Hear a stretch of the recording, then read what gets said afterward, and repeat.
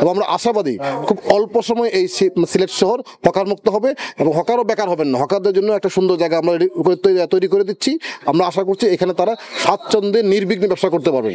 ফলে তারা যেমন ব্যবসা করতে পারবেন, একই দিকে এই শহরটা হকার মুক্ত হবে, জনগণের চলাচলের জন্য খুব সুন্দর হবে। আমরা আশা করছি একটা ভালো সিলেট শহর ইনশাল্লাহ আমরা অচিরেই পাবো সকলের সহযোগিতায়। গত কয়েক মাস বা 1 বছর 1.5 বছর আমরা এর কোনো গার্জিয়ান ছিল না, তো 1জন 2জন বসতে বসতে সবাই আবার সেই আগের জায়গায় চলে আসছে। আমার মনে হয় আজকে যাওয়ার সঙ্গে সঙ্গেই তারা অনেকে উঠে গেছে। আমার বিশ্বাস আগামী 10-15 দিনের মধ্যে সবাই মেসেজ পেয়ে যাবে এবং আমি আশা করি আমাদের হকার থেকে শুরু করে সর্বস্তরের জনগণ আমাদেরকে সহযোগিতা করবে, কারণ আগে প্রশাসনকে পাই নাই এগিয়ে আসতে। এবার যেটা হচ্ছে এই জেলা প্রশাসক আসার পরে মানুষের প্রত্যাশা বেড়ে গেছে এবং আমাদের বিশ্বাস উনি সব সময় জনগণের সঙ্গে আলোচনা, সব স্টেক হোল্ডারদের সঙ্গে আলোচনা করে এইটা উনি কেউ বলতে পারবেন না যে কারোর সঙ্গে আলোচনা ছাড়াই যুদ্ধ। তো এই পূর্ণভূমিতে আশা করি ওনার উদ্যোগ, আমাদের সকলের সহযোগিতা এবং আমরা অব্যাহত রাখবো। কিন্তু এরকম নগরের একটা গুরুত্বপূর্ণ বিষয়, এটাকে আমরা প্রাইম মানে সবচেয়ে গুরুত্বপূর্ণ একটা ইস্যু হিসেবে বিবেচনা করে অন্যান্য জায়গায় বরাদ্দ কাটছাট করেও আমরা এটাকে যতটা পারা যায়, এটাকে জনগণের একটা দাবি, এই দাবিটা এবং সবার লক্ষ্য এটা, এই লক্ষ্যটাকে কিভাবে অর্জন করা যায় সেই ব্যাপারে সিটি কর্পোরেশন আন্তরিকভাবে চেষ্টা করবে। স্থানান্তর এটা আমরা আশা করছি, কারণ এখানে এই জায়গাটা রেডি করতে হয়তো আমাদের 1 সপ্তাহ বা 10-15 দিন লাগবে। এটা দুইটা ব্যবস্থা আমরা নিচ্ছি। একটা হচ্ছে আপাতত আমরা কালকে থেকে বলে দিচ্ছি হলো যে রাস্তায় কোনো দোকান বসবে না, রাস্তায় কোনো দোকান বসবে না। এটা আমরা যারা এখানে হকার নেতৃবৃন্দ রয়েছেন তাদেরকে আমরা এই বার্তাটা দিয়েছি একটা মাস।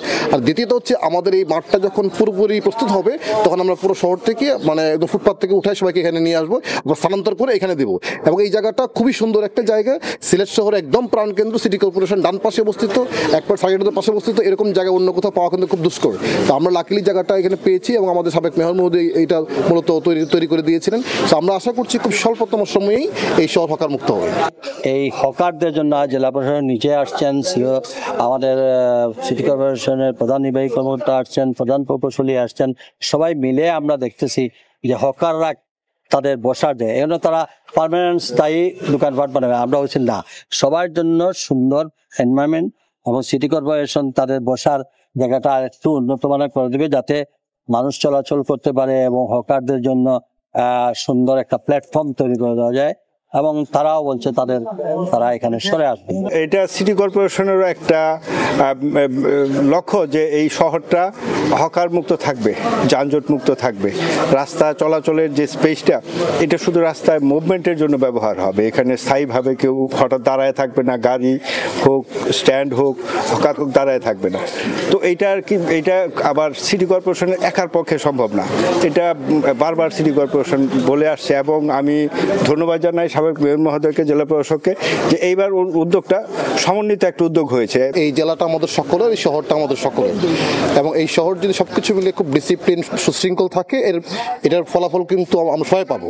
সুতরাং এই কাজগুলি আমাদের করতে হবে। তো এই শহরে একটা বড় সমস্যা হচ্ছে এই মুহূর্তে, সেটা হলো যে ফুটপাত বা হকার একটা বড় সমস্যা।